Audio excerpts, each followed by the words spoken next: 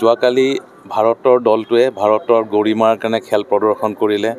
মেটছখনত আমি চেম্পিয়ন হ'লোঁ। ভাৰত চেম্পিয়ন হিচাপে স্ক'ৰ বৰ্ডত লিপিবদ্ধ হ'ল। তাৰ পিছৰ কাৰ্যসূচীখিনি অলপ পলিটিকেল হৈ গ'ল। যিজন ACCৰ চেয়াৰপাৰ্চন আছে মহচিন নাকবি ডাঙৰীয়া, তেওঁক আমি আগেয়ে জনাই দিছিলোঁ যে আমি তেওঁৰ হাতৰ পৰা আমাৰ দলে ট্ৰফি গ্ৰহণ নকৰে, হেণ্ডশ্বেকো নকৰে।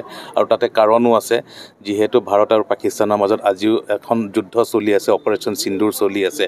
আৰু নাকভি চাহাব হৈছে পাকিস্তানৰ ইণ্টেৰিয়ৰ এফেয়াৰ্ছ মিনিষ্টাৰ, অৰ্থাৎ তাৰে হোম মিনিষ্টাৰ। আৰু তেওঁ ভাৰতৰ লগত যুদ্ধ কৰাত তেওঁৰ যথেষ্ট অৱদান আছে। চ' তেনেকুৱা এজন ব্যক্তিৰ পৰা ভাৰতীয় ক্ৰিকেট দলে, ভাৰতীয় অধিনায়কে ট্ৰফি গ্ৰহণ কৰাৰ কথাই উঠিব নোৱাৰে। আমাৰ খেলুৱৈসকল তথা আমাৰ দলে এটা সিদ্ধান্ত ল'লে যে আমি ক্ৰিকেটৰ কাৰণে আমি খেলখনত পাকিস্তানৰ বিৰুদ্ধে আমি পাৰ্টিচিপেট কৰিলোঁ যদিও তাৰ লগত সংগতি ৰাখি যিখিনি আনুষংগিক অনুষ্ঠান আছে, সেই অনুষ্ঠানখিনি আমি পাকিস্তানৰ যিজন ব্যক্তি আছে তেওঁৰ হাতৰ পৰা আমি কোনো ধৰণে জড়িত নহওঁ। আৰু সেইকাৰণে আমি সেইটো তেওঁক বয়কট কৰিছোঁ। কিন্তু অতি গুৰুত্বপূৰ্ণ কথা যে আমি ট্ৰফিটো তেওঁৰ হাতৰ পৰা নল'লোঁ হয়, কিন্তু সেই ট্ৰফিটো এইটোৰ মিনিং নহয় যে সেই ট্ৰফিটো তেওঁলোকে পাই গ'ল। চ' আজিৰ তাৰিখত বা যোৱাকালি সেই প্ৰাইজ ডিষ্ট্ৰিবিউশ্যন শেষ হোৱাৰ লগে লগে যিজন ACCৰ চেয়াৰপাৰ্চন মহচিন নাকবি ডাঙৰীয়া, তেওঁ ট্ৰফিটো আৰু মেডেলখিনি লৈ পেলাই হোটেললৈ গুচি গ'ল।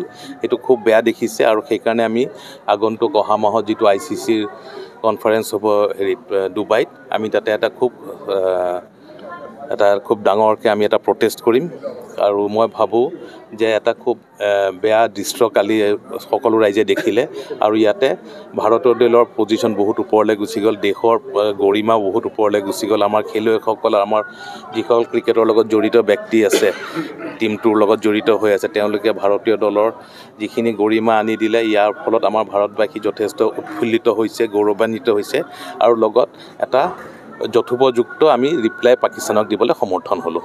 ফিজিকেল এডুকেশ্যন বিষয়ত ডিগ্ৰী পাঠ্যক্ৰমৰ কাৰণে অসম তথা উত্তৰ পূৰ্বাঞ্চলৰ প্ৰথমখন শিক্ষানুষ্ঠান অভিৰুচি ইনষ্টিটিউট অৱ ফিজিকেল এডুকেশ্যন।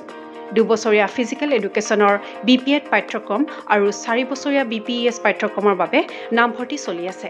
বিতংকৈ জানিবৰ বাবে আজি যোগাযোগ কৰক। যোগাযোগৰ নম্বৰসমূহ হৈছে 9335100098, 7002233540, 88765210998, ৱেবছাইট www.aipguwahati.in।